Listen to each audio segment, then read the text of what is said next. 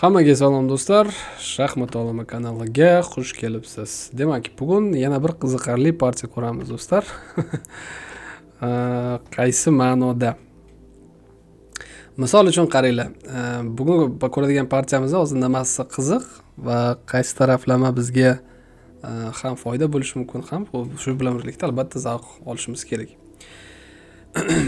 Tal hamda Geller o'rtasidagi partiya 1958-yil SSR chempionatidan olinmoqda va ushbu partiyani shaxsan Gellerning o'zi keltirgan izohlari bor va shu narsa to'g'risida gapirish. Misol uchun oldin birinchi ta'kidlab o'tmoqchiman. Misol uchun har bir shaxmatchida misol uchun o'zini o'yin uslubi bo'ladi. O'yin uslubi va o'zi yoqtiradigan, o'zi tushunadigan aynan shaxmatdagi pozitsiyalar bo'ladi. Kimgadir yopiq, kimgadir ochiq, kimgadir taktikaga boy, kimgadir pozitsion ruhda, kimdir himoyaviy ruhda. Ya'ni hammada har xil ya'ni fokus deydi-yu, tabga qarab o'yinni olib bordi va aynan mana shu narsaga qarab har bir shaxmatchi doskadagi pozitsiyani mana shu o'zi xohlagan yo'nalishga qarab olib borishga harakat qiladi. Chunki yoqda u shunchaki o'zi qo'li miya dam oladi, shunda qo'li oladi, o'zi qo'yadi kerakli joyga figurani. Bu partiyada ham xuddi shunaqa narsa, ya'ni psixologik qaysidir ma'noda jang bo'lib o'tgan. Mana qaranglar, misol uchun mana shu partiyadan partiya bo'lib o'tgandan keyin 11 yildan keyin, ya'ni bu 1958-yilda hali Mixail Tal jahon chempioni bo'lgani ham yo'q, hali вообще yosh, patsan bir so'z bilan olib qaraganda. 11 yil o'tmoqda, уже ex chempion va hokazo va hokazo. Geller hamda Tal o'rtasida partiya bo'lib o'tdi va yana mana shu partiyadagi kabi debyuti ispan debyuti bo'ldi. Va yoqda partiya durang bilan yakunlandi. Va Geller aytadiki, ushbu pozitsiyani o'zimcha aniq analiz qilib o'tirganimda, tahlil qilib o'tirganimda Tal keldi dedi va so'radi dedi. Menga qara, Yefim, mana shu pozitsiyada D5 yurishni qilib pozitsiyani, ya'ni shunaqa hozir ko'ramiz bu narsani partiya davomida. Pozitsiyani yopganimda menga ustunlik berarmidi, yo'qmi dedi. deb so'radi Tal va yoqda Geller aytdi, ha, berardi ustunlik, shubhasiz berardi. Lekin men bilardim, что sen bunaqa D5 yurishni qilmasligini, chunki sen yopiq pozitsiyalarni o'ynaymisan dedim dedi. Ya'ni Geller biladi, что Mixail Tal yopiq pozitsiyalarga qarab bormaydi. Ya'ni juda ham kamdan kam holatlarda boradi Tal o'z karyerasi davomida. Ya'ni bu narsada nima demoqchiman? Shaxmatchi ustunlik berishni bilib turib ham, nazariya shu yo'nalishda to'g'ri yo'lligini bilib turib ham, ya'ni Tal bu narsaga qarab bormagan. Chunki unga yopiq pozitsiyalar shunchaki yoqmaydi. Gap tamom, vassalom. O'shaning uchun ustunlik bermasa-da, qanaqadir kamchiliklari bo'lsa ham o'zi yoqqan yo'nalishga qarab borgan shaxmatchi. Va Yefim Geller aytadi, bilardim bunaqa yurmasligini, o'shaning uchun ham deydi, shu variantni qarab tanladim senga nisbatan deydi. Qoralar bilan. Va hozir ko'radigan partiyamizdan nimasi bilan qiziq bu ham, nima uchun hozir bu voqeani keltirib o'tmoqda Yefim Geller mana shu partiyaga izoh sifatida. Chunki mana shu partiyada biroz natija boshqacha bo'ldi va hozir ko'ramiz partiyada nima bo'lganligini. Demak, tayyor bo'lsangiz boshlaymiz do'stlar. Ta'kidlab o'taman, ushbu partiya mana bu ajoyib kitobdan olinmoqda. Yefim Gellerning o'zi yozgan kitobi, kitoblardan bittasi to'g'rirog'i. Chunki ushbu shaxmatchining yozgan kitoblari juda ham har holda yetarlicha. Tayyor bo'lsangiz boshlaymiz ko'rishni. Agar sizda shaxmat darajangizni kuchaytirish xohishi bo'lsa, u holda sizni onlayn shaxmat strategiya kursiga taklif qilaman. Ushbu kurs yordamida siz o'yinning o'rta qismida rejalar qanday tuzilishi va pozitsion tushunchalar bilimiga ega bo'lasiz. O'tkir o'yinni yaxshi ko'radiganlar uchun esa kombinatsion o'yin kursi to'g'ri keladi. Bu kursda taktik zarbalar topishni va kombinatsiyalar qanday yuzaga kelishini bilib olasiz. Kurslar haqida ma'lumot hamda ularni xarid qilish uchun pastdagi ссылкаga o'tib, Telegram orqali bog'lanishingiz kerak bo'ladi. Oqlar bilan Mixail Tal harakat qildi, qorlar bilan Yefim Petrovich Geller va partiya E2 to'g'ri yurish bilan boshlandi. Javobini esa E5, ot F3 ga ot C6, fil B5, ispan partiyasi doskada, A6 fil A4, ot F6 rokirovka, fil E7 ruh E1, B5, fil B3 ga, hozircha hammasi nazariya bo'yicha rokirovka C3, D6 klassik Yo'nalishni tanlamoqda Yefim Petrovich Geller. H3 fil J4 ga qarshi yo'naltirilgan yurish bu albatta ot A5 fil C2, C5 hamda D2 D4 yurishidan keyin mana shu joyda Yefim Petrovich Geller fil B7 variantini tanlamoqda. O'sha paytda 1958-yilda. Chunki mana shu joyda Yefim Petrovich Geller aytardiki, albatta mana bu piyodalar almashgandan keyin albatta D5 yurishi shubhasiz o'sha paytda ham bu narsa ma'lum edi, oqlarga ustunlik beradi. Lekin men bilardim, что tal bu narsaga qarab bormasligi. Shuning uchun ham mana shu variantga qarab borishni xohladim deydi. Bu bitta narsa. Va javoban albatta bu yoqda nazariya bo'yicha olib qaraydigan bo'lsak, oqlarni keyinga qiladigan yurishi bu yoki bo'lmasam darhol D5, bu bitta variant. Yoki bo'lmasam ot B2 yurishi ham bor. Mana shunday tarzda va bu yoqda CD yurishidan keyin ro'qsi 1 bo'lishi mumkin yoki boshqacha variantlar ham bor va oxir oqibat D5 yurishi amalga oshiriladi va bu oqlarga minimal, har holda ustunlik ularning haqqoniy bo'lgan oqlarniki ta'minlanadi. Lekin shu bilan birgalikda yopiq pozitsiya yuzaga keladi. Butunligicha emas, yarim yopiq desa ham bo'ladi, lekin bunaqangi pozitsiyalarni tal o'ynashni xohlamaydi. O'shaning uchun partiyada nima qilmoqda? Mikhail Nikimovich u B4 zarbasini bermoqda. Shunaqangi tarzda va bu yoqda endi pozitsiya shubhasiz holatda ochilishga qarab boradi. To'g'ri, bu ustunlik mana bu B4 yurishi oqlarga hech qanaqangi ustunlik bermaydi. Bu bir. Ikkinchidan qo'llarni tanlash imkoniyatini yuqori darajaga olib chiqadi. Ya'ni ular har xil hujjasiga o'yinini rejalashtirishlari mumkin, boshqacha va hokazo strategiyasini olib borish mumkin va shunchaki qonlarga tanlash imkoniyatini beradi. Shu tabiiy holki, bundoq qaraganda o'zi oqlar bilan o'ynagan shaxmatchi hech qaysi bunaqangi narsa bo'lishini xohlamaydi. Lekin tal o'zi xohlagan strukturani qo'lga kiritmoqchi, ya'ni ochiq pozitsiya. Tamom va salom. Bu yoqda nima bo'ladi, qanaqa yoqda bir narsani qilib tal o'zini o'yinini ko'rsatishni xohlamoqda. Mana shunaqangi narsalar. Va bu yoqda qarang nima bo'ldi, partiya davomida. CB yurishidan keyin ot C4 ga, ot B2 va mana shu joyda ham yuqorida misol uchun agar D5 yurishni amalga oshirganda tal yana pozitsiya oqlarni bu yoqda unchalik emas, yuqoridachalik, lekin baribir ustunligini saqlab qolgan bo'lardi. Lekin tal baribir D5 yurayotgani yo'q, balki otni B2 ga qarab olib kelmoqda. Va bu yoqda endi qonlarning o'zlari D5 zarbasini amalga oshirishdi va shu bilan Yefim Petrovich Geller ham o'zi ta'kidlamoqda, pozitsiya mutlaqo teng, kamida teng. Oqlarda balkim yaxshiroq ham bo'lishi mumkin. Lekin shu bilan birgalikda deydi, tal pozitsiyani ochishni uddasidan chiqdi va endi bu yog'iga jonli, figurali, o'tkir o'yin doskada boshlanadi ta'kidlamoqda. Bunaqa pozitsiyalarda esa Mikhail Talga o'sha paytlarda har holda teng keladigan shaxmatchi umuman dunyoda bo'lmagan desa ham bo'ladi. Xo'p, davom etamiz. Partiyada Y-da yurishi bo'lmoqda va mana shu joyda qonlarda bitta imkoniyat bor edi. U ham bo'lsa Y4 yurishini misol uchun qarab ko'rishi mumkin edi. Mana shunaqangi yurish zarbasini. Endi bu yoqda agarda ot Y5 bo'ladigan bo'lsa, misol uchun olmasgan holatda piyodani u holda mana bunaqangi Y3 keyingi zarbasi bor. Bu yoqda olgandan keyin esa fers uradi D5 va bu yoqda shundoqqina vizual tarzda ko'rish ham mumkin qanchalik qonlarning pozitsiyasi kuchliligini.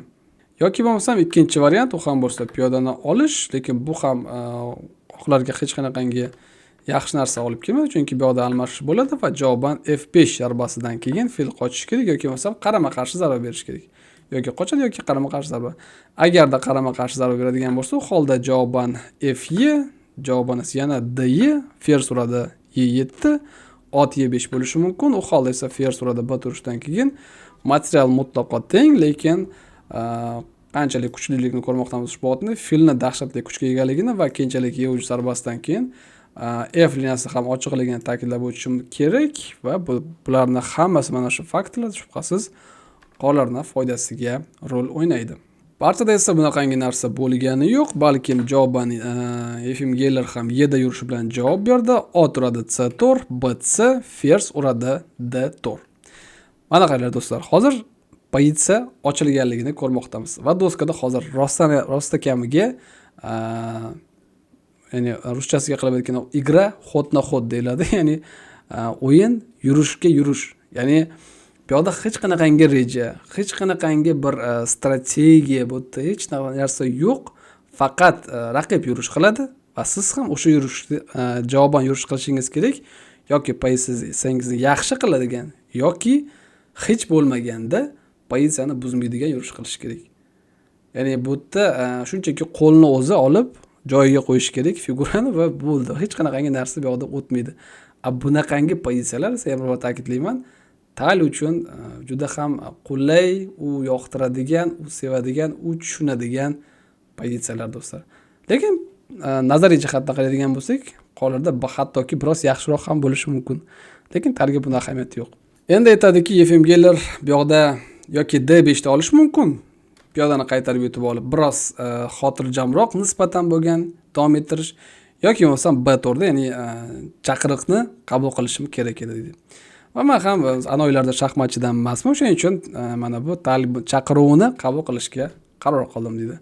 Hozir mana ko'rmoqdamiz ruh hujum ostida va bu yoqda Mikhail Tal o'yinni endi ya'ni podkrучивать, ya'ni aylantirishni, yallashtirishni boshlamoqda. U material berishni boshladi. Birinchi yurish ruh B1 yurishi. Hozir bu yoqda ko'rmoqdamizki, sifat hujum ostida va bu yoqda qochishni hozir iloji yo'q yoki qochadigan bo'lsa ham boshqacha variantlar ham bor albatta. Hozir bular sana ko'rib o'tamiz. Eng asosiysi bu yoqda u yoki bu fil hujum ostida qolishi mumkin. O'shaning uchun bu yoqda agar himoyalanishga olmaslikka harakat qiladigan bo'lsa qoralar, misol uchun fers A5 yurish orqali, chunki B7dagi figura fil hujum ostida qolib ketishi kerak emas. U holda fil J5 yurishi bo'ladi. Va bu yoqda A4 D5 bo'lishi mumkin. U holda ruh E5 ga svязка hozir qiladi. F6 yurishiga go'yoki vilka bo'lgandek, u holda shunchaki figurani berishadi. Evaziga esa A3 yurishidan keyin bu yoqda yana olish mumkin emas, chunki B7 ga tegdi, yana fil hujum ostida qolib ketadi. Shuning uchun fers B6 bir qarashda mantiqiy yurish, fersdan almashtirib olish hamda svязкаdan qochgan holatda, u holda esa fers E4 ga H7 ga tegni mo'ljalga olgan holatda J6 bo'ladigan bo'lsa, u holda ruh uradi D5. Mana shunday tarzda material qaytarib yutib olinadi va javoban fers E6 bo'lishi mumkin. U holda almashgandan keyin javoban ruh D4 va ko'rmoqdamizki, ikkita fil hujum ostida, piyoda ham hujum ostida. Javob yurish albatta figurada F3 yagona yurish, u holda esa ruh uradi B4, javoban fil C6, ruh uradi C4 va mana shu pozitsiyada bitta ortiqcha piyoda bilan o'qlarda juda ham yaxshi pozitsiya yuzaga keladi. O'shaning uchun ushbu pozitsiyada FM Geller to'g'ri qarorni qabul qildi. Ushbu ruhni olish kerak. Boshqa variant yo'q. Javoban fil uradi E1 va mana shu yerda ruh uradi B7 shubhasiz bo'lmoqda Tal tarafidan. Ortiqcha sifat uje qorlarda. Bu degani, agar hamma figurani doskadan olib qo'yadigan bo'lsak, u holda har holda bitta ruh hamda yengil figurani qoldiradigan bo'lsak, bu holda qorlar g'alaba qozonishi kerak. Chunki ularda material ustunlik.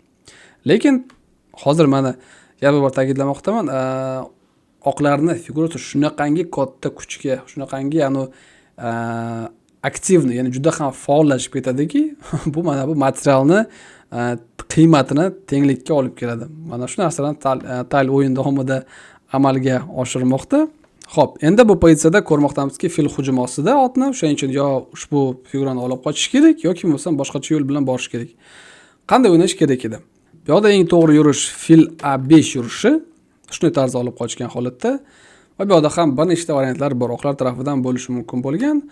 Keling birma-bir ko'rib o'tamiz. Birinchi bo'lib fil J5 shunday tarzda hujum qiladigan bo'lsa, holda svязкаdan qochish mumkin. Fers H4 yurishiga H7 ga hujum qilgan holatda, u holda H5 zarbasini berish mumkin. Mana bu H7 ga uzoqlashtirgan holatda. U holda bo'lishi mumkin almashtirish, javoban fers uradi H5 yurishiga endi J6 yurishi, u holda fers E5 yurishidan boshqa biron bir yaxshi yurishni topish oqlar uchun juda ham qiyin. Bu holda shunchaki fil C3 ga almashgandan keyin ortiqcha sifat shubhasiz qorlarga g'alaba keltirishi kerak. Navbatdagi variant u bo'lsa D6 yurishi, u holda ruh B8 va javoban ruh E7 bo'lishi mumkin almashtirmagan holatda. U holda esa fil B4 piyodaga hujum qilishi mumkin. Fil F4 bo'ladigan bo'lsa, u holda fers B6 va bu yoqda fil E5 yurishidan boshqa bir yaxshi yurishini topish juda ham qiyin. U holda fers almashishi mumkin va u holda esa ertami kech mana bu D piyodasi yiqilishi kerak bo'ladi. Va nihoyat oxirgi ko'radigan variantimiz u ham bo'lsa fil A3 yurishi. Shunday tarzda sifatga hujum qilgan holatda biroz faolroq bo'lgan yurishlardan bittasi. U holda esa fers uradi D5, almashgandan keyin sifatni qaytarib yutib olishi mumkin. Hattoki oqlar shoh uradi F8 yurishidan keyin esa ortiqcha, to'g'ri, bitta piyoda bor, bir qarashda g'alaba uchun yetarli emasdek ko'rinishi mumkin, lekin ushbu durangni qayd etish uchun ham juda ham aniq o'yin oqlardan talab qilinar edi. Partiyada esa nima bo'ldi? Yefim Petrovich Geller xatolikka, ya'ni to'g'ri noaniqlikka desa ham bo'ladi, yo'l qo'ymoqda. Ya'ni bu narsa mana bu pozitsiya mana bunaqangi holatda bo'lishi uje raqibni o'zi xohlamayotgan pozitsiyada o'ynayotganligi uchun noaniqliklarga yo'l qo'yishga sabab bo'lmoqda. Raqib esa Mixail Tal esa har bir yurishi bilan raqibga noqulayliklar, muammolar tug'dirishni davom etmoqda. D6 yurishi. Hozir mana proxodnoy piyodani faqat mana shu bor e'tiborni shunga qaratishga majbur bo'lishmoqda qorlar, boshqa iloji yo'q. Va bu vaqtinchalik inisiativa ham deyish mumkin. Va endi bu yoqda juda ham ehtiyotkorlik bilan o'ynash kerak. Albatta qoralar. Fersa 8 bo'ldi qoralar tarafidan va mana shu joyda ham navbatdagi Mixail Tal tarafidan fil G5 yurishi amalga oshirilmoqda. Misol uchun Yefim Petrovich Geller ushbu partiyada o'z izohida ushbu yurishni ajoyib yurish deb ta'kidlamoqda, lekin kompyuterga qaraydigan bo'lsak, yoshi juda ham bema'ni yurish demoqda. Inson bilan mana shu kompyuterni fikrlashini ham o'zingiz ko'rishingiz mumkin. Gap shundaki, bu yoqda bir nechta muammolar bor. Qo'llarda hal qilishi kerak bo'lgan va kompyuter nazaridan qaraydigan bo'lsak, shubhasiz mana bu bayet kattagidagi ruhni olish kerak edi. Va shunchaki bu yoqda Mixail Tal hozir yo'q, ya'ni illyuziya deydi, yo'q muammoni Yefim Petrovich Gellerga bordek ko'rsatmoqchi. Va Geller bu narsaga shunchaki balkim hisoblab ko'rgandir partiyada davomida, lekin shunchaki men aytaman, sen ishongin bo'ldi deydi. Shunaqa narsa bo'lmoqda. Talni mana bu yurishiga shunchaki ishonmoqda. Gap shundaki, bu yoqda fers uradi B7 yurishidan keyin fil uradi F6 yurishi bor albatta. Va bu yoqda javoban Yefim Petrovich Geller o'zini hisob kitobi davomida mana bu F yurishini hisoblab ko'rdi. Va tabiiy holki bu yoqda fers G4, shoh F8, fil uradi H7 yurishidan keyin mod doskada turibdi. Va mana shu narsadan qo'rqqanidan boyagi fers uradi B7 yurishini amalga oshirmagan partiyada.